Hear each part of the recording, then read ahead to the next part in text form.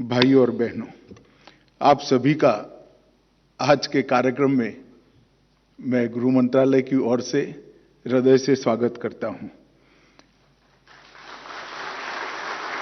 मित्रों, हम सबको मालूम है, हम आजादी के अमृत महोत्सव के वर्ष को मना रहे हैं। अमृत महोत्सव को मनाने के लिए इस देश के प्रधानमंत्री जी ने सिर्फ इसको एक उत्सव के रूप में नहीं, आजादी का अमृत महोत्सव का एक कार्यक्रम आने वाले भारत के उज्जवल भविष्य को सुनिश्चित करने के लिए भी कैसे उपयोगी हो, ऐसे कई बिंदु अमृत महोत्सव के कार्यक्रमों के साथ जुड़े हैं। मैं अमृत महोत्सव के कार्यक्रम के उद्देश्यों और इसके बारे में जानना नहीं चाहता, परंतु एक बिंदु पर जरूर बात करना चाहता हूं।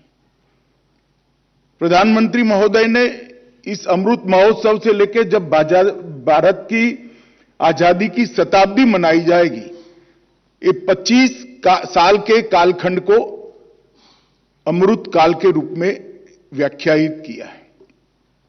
और यह अमृत काल हर क्षेत्र के अंदर देश को दुनिया में सर्वोच्च स्थान पर पहुंचाने के लिए किस प्रकार से उपयोगी हो, इसकी दृष्टि से अनेक विध कार्यक्रम अनेक मंत्रालयों को समाहित करते हुए बनाए गए हैं।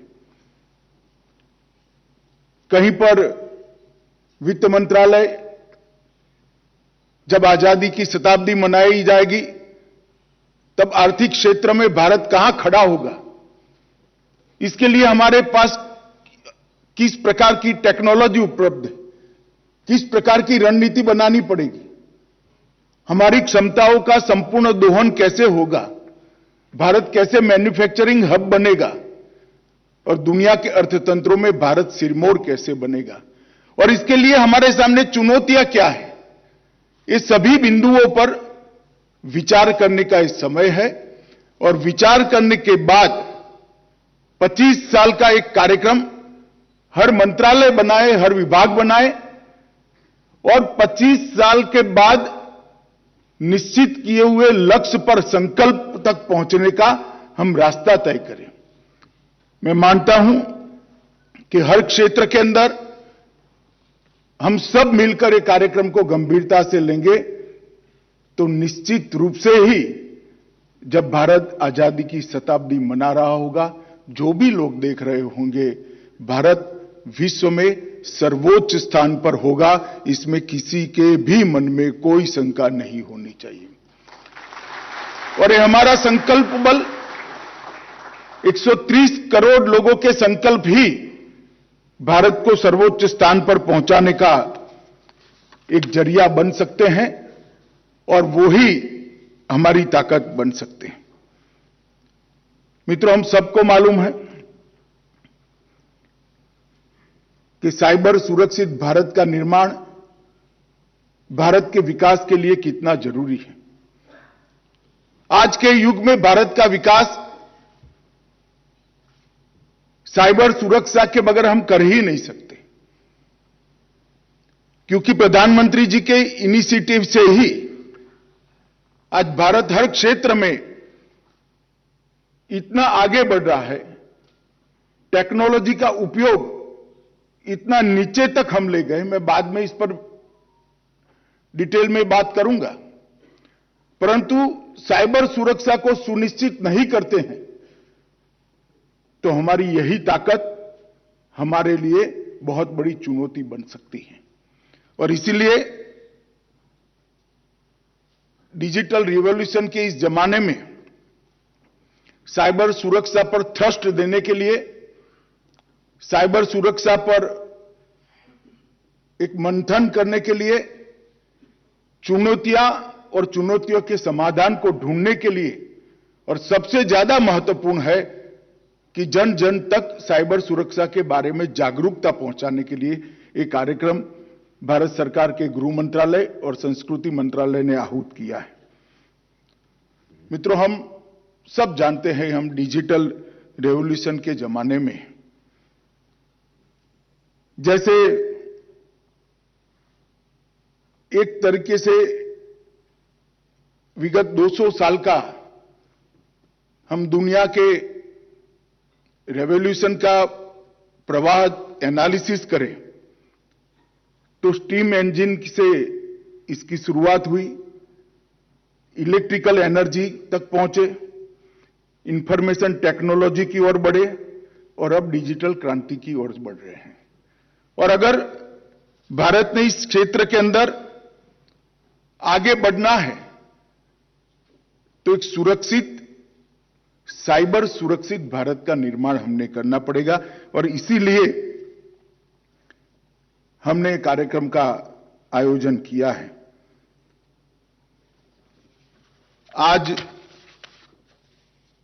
प्रधानमंत्री जी का विजन है कि प्रत्येक भारतीय को टेक्नोलॉजी से और इंटरनेट के माध्यम से अपने आप को सशक्त करना चाहिए। और डिजिटल इंडिया कार्यक्रम के वजह से एम्पावरमेंट भी हुआ है, सशक्तिकरण होने के साथ साथ सकारात्मक परिवर्तन भी हमारे जीवन के अंदर आया है। और आज अगर साइबर सुरक्षित भारत की कल्पना करें तो उसमें सबसे महत्वपूर्ण स्तंभ है जन जागरूकता। हमारे टेक्नोक्रेट कितनी भी सुरक्षा की सुविधाओं का अनुसंधान कर ले, कितने भी रास्ते ढूंढ ले, मगर लोगों में जागरूकता नहीं है तो जागरूकता के बगैर इसका उपयोग नहीं हो पाएगा। और इसीलिए जन जागरूकता, जनहितकारी, टेक्नोलॉजी के चुनौतियों को जनहित में उसका समाधान ढूंढने का हमारे साइबर एक्सपर्ट्स का प्रयास और अंततोगत्वा जन कल्याण। आज 130 करोड़ भारतीयों को उनका सरकार से मिलने वाला बेनिफिट डीबीटी के माध्यम से सीधा उनके बैंक अकाउंट में पहुंच रहा है। मैं मानता हूं ये बहुत बड़ी, भारत जैसे देश में बहुत बड़ी क्रांति है। 2014 के पहले हम इसकी कल्पना ही नहीं कर सकते थे क्योंकि 60 करोड़ परिवार ऐसे थे, 60 करोड़ लोग ऐसे थे जिनके परिवार में बैंक अकाउंट ही नहीं था। डिजिटली ट्रांसफर करने की तो बात छोड़िए, वो बैंक अकाउंट ही नहीं रखते थे। अपनी सुविधाओं को लेने के लिए, अपनी योजनाओं का फायदा लेने के लिए दर दर भटकना पड़ता था, कहीं करप्शन का भी शिकार होना पड़ता था। मगर आज 8 ही साल के अंतराल में देश में एक भी परिवार ऐसा नहीं है जिसके पास अपना बैंक अकाउंट नहीं है और ऑनलाइन उनको अपनी सुविधाएं, अपना बेनिफिट पहुंचता नहीं है। 13 करोड़ किसानों को चुटकी बजाते ही दिल्ली में प्रधानमंत्री जी के एक क्लिक करते ही इनके अकाउंट में 6,000 रुपया ट्रांसफर हो जाता है। मित्रों, ये बहुत बड़ी उपलब्धि है। उपलब्धि तो है मगर इसके साथ साथ चुनौती भी है। साइबर फ्रॉड और कई प्रकार के साइबर अटैक से हमारे देश को सुरक्षित करना यह हमारे सामने बहुत बड़ी चुनौती है। इसीलिए यह कार्यक्रम का आयोजन किया गया है। जैसा अग्निहोत्री जी ने बताया, लखनऊ, गुवाहाटी, अहमदाबाद, हैदराबाद, चंडीगढ़, विशाखापट्टनम और देवघर में भी एक कार्यक्रम को किया गया है। आप सबको मालूम होगा झारखंड के कुछ बच्चों ने किस प्रकार से दुनिया के सामने साइबर फ्रॉड का एक नया तरीका रखा था। आज देवघर में भी ये कार्यक्रम किया है। हमारे लिए बहुत अच्छी बात है कि साइबर सुरक्षा को देश के पिछड़े से पिछड़े इलाके से लेकर हर गांव तक पहुंचाने का हमने प्रयास करना चाहिए।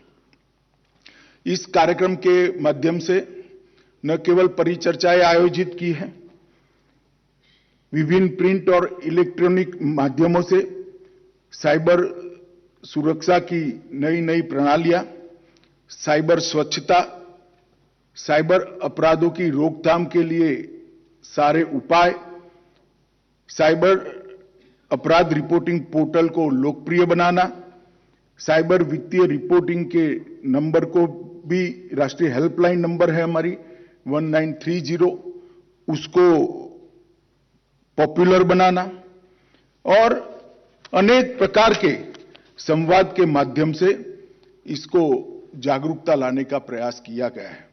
कई जगह पे नुक्कड़ नाटक और संगीत नाटक एकेडमी द्वारा भी नए प्रकार के कुछ प्रयास भी किए गए हैं। मित्रों, साइबर स्पेस का दुरुपयोग कोई नई बात नहीं है, आप लोग जानते हैं। मालवेयर अटैक हो, फिशिंग हो, क्रिटिकल इंफ्रास्ट्रक्चर पर हमले हो, डेटा की चोरी हो, ऑनलाइन वित्तीय धोखाधड़ी हो, चाइल्ड पोर्नोग्राफी हो, ढेर प्रकार के दूषण आज यहां पर भारत में हम देख सकते हैं और आने वाले दिनों में वो बढ़ने भी वाले हैं। मैं थोड़ा आपका ध्यान आंकड़ों की तरफ भी आकृष्ट करना चाहूंगा। 2012 में टोटल 377 साइबर क्राइम रिपोर्ट हुए थे और 2020 में रिपोर्टिंग की संख्या 50,000 तक पहुंची है, मगर रिपोर्ट नहीं हुए हैं ऐसे साइबर क्राइम शायद लाखों की संख्या में होंगे। ये बताता है कि ये 270% की वृद्धि आने वाले दिनों में कितनी बड़ी चुनौती बनने वाली है। साइबर क्राइम रिपोर्टिंग पोर्टल हमने 3 साल पहले लॉन्च किया।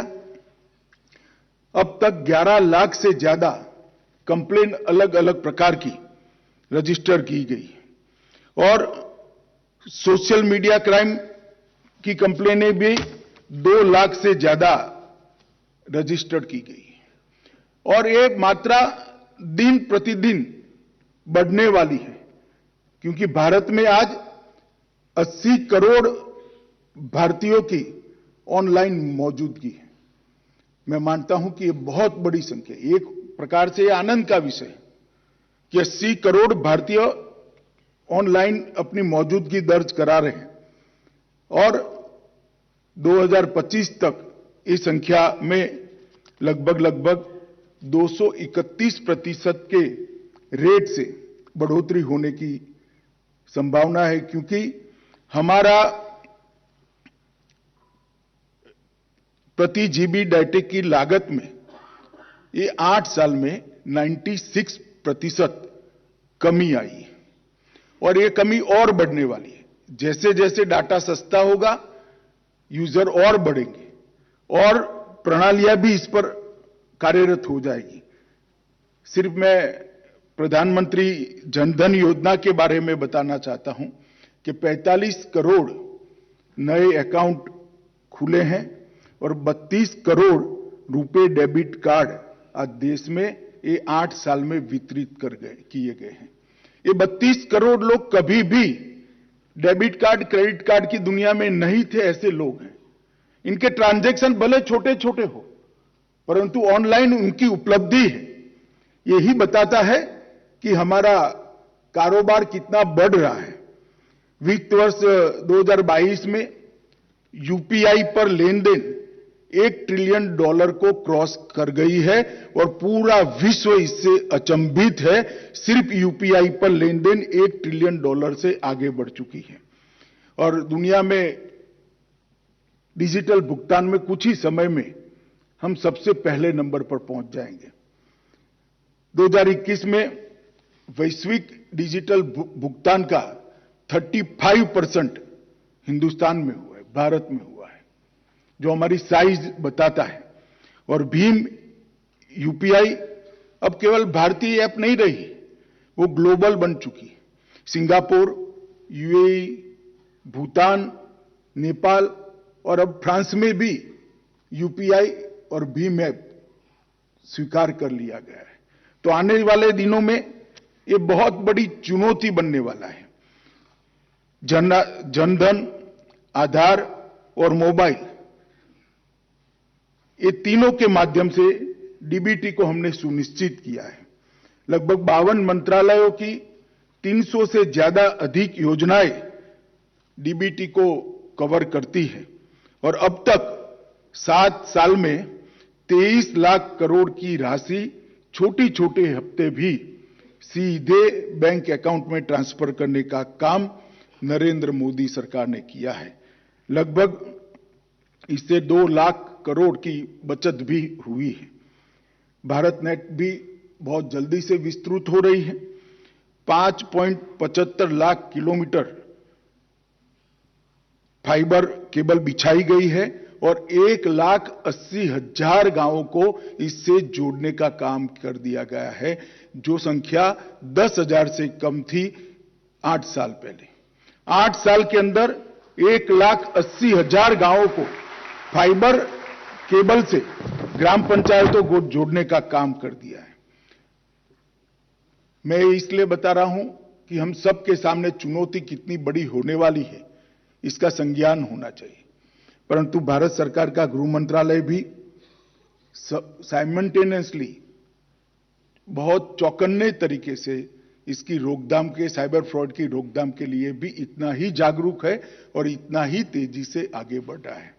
मोदी जी के नेतृत्व में जब श्री राजनाथ सिंह जी गृह मंत्री थे, तब 2017 में गृह मंत्रालय में साइबर और सूचना सुरक्षा CIS प्रभाग बनाया गया और वहां से ये साइबर सुरक्षा की दिशा में ढेर सारे कदम उठाए गए हैं। मित्रों, अभी थोड़ा तो बताया गया, मगर रिपीटिशन हो तो भी मैं जरूर बताना चाहूंगा। I4C और CIS डिवीजन के तहत, जैसे पहले बताया, 7 स्तंभों में इसकी रोकथाम के लिए काम चल रहा है।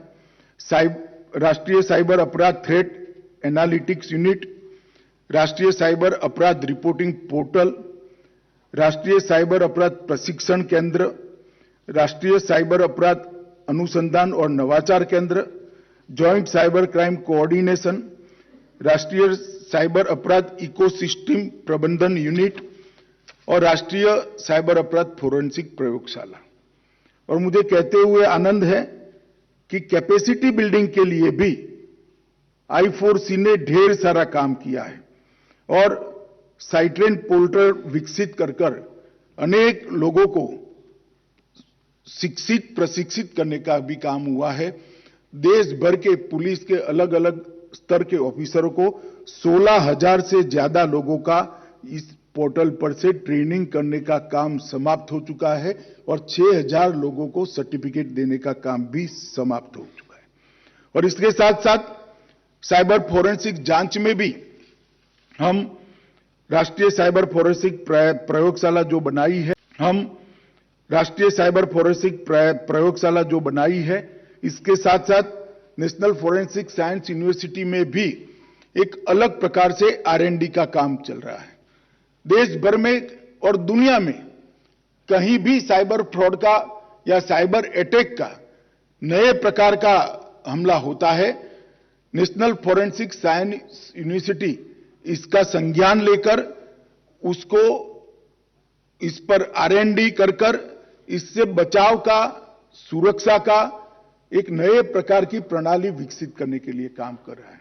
और मैं वहां जाकर आया हूं, इनका डिटेल रिपोर्टिंग भी मैंने लिया है। मैं आप सभी को आश्वस्त कर सकता हूं कि दुनिया भर में नेशनल फोरेंसिक साइंस यूनिवर्सिटी का हमारा जो यूनिट है, दुनिया भर में कोई रैंकिंग नहीं है, मगर जब भी रैंकिंग शुरू होगी वो नंबर 1 पर खड़ा होगा, इसका मुझे पूरा भरोसा है।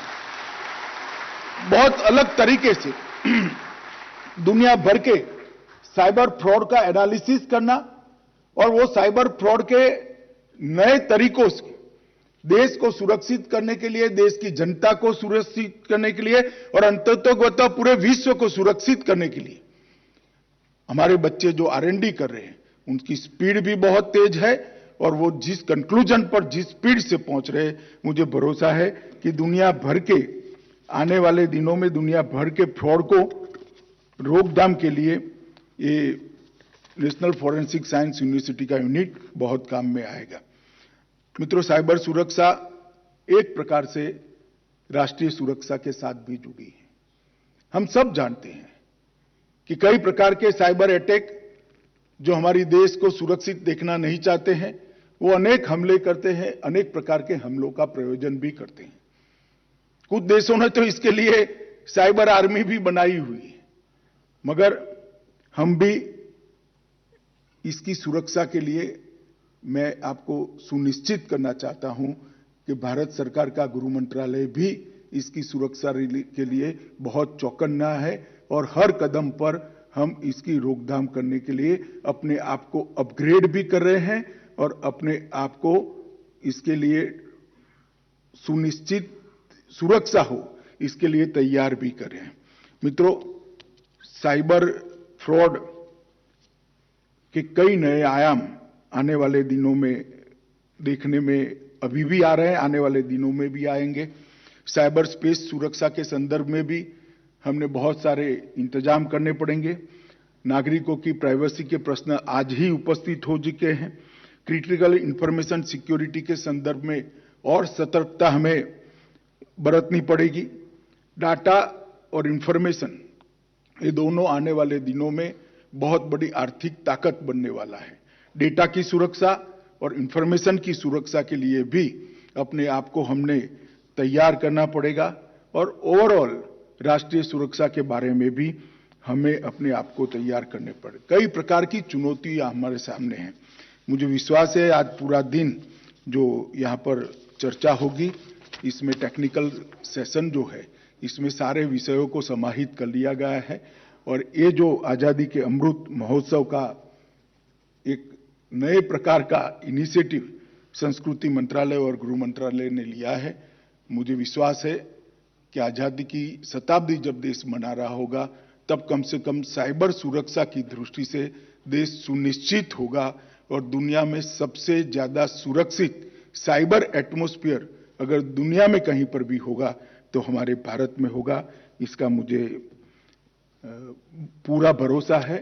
आज के दिन में संस्कृति मंत्रालय और गृह मंत्रालय के सभी लोग जो इनसे जुड़े हैं, कार्यक्रम से जुड़े हैं, वो सभी को बहुत बहुत शुभकामनाएं देता हूं और ये भी कहना चाहूंगा कि इसी वर्ष में हम संकल्प ले कि साइबर अपराध से आजादी का संकल्प लेकर जब देश शताब्दी मना रहा हो तब दुनिया में साइबर सुरक्षित भारत बनाने में हम सफल हो, यही मेरी शुभकामना है। वंदे मातरम।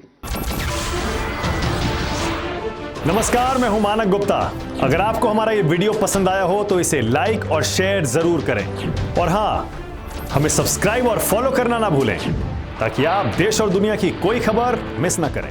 तो जुड़े रहिए हमारे साथ और देखते रहिए न्यूज़ 24।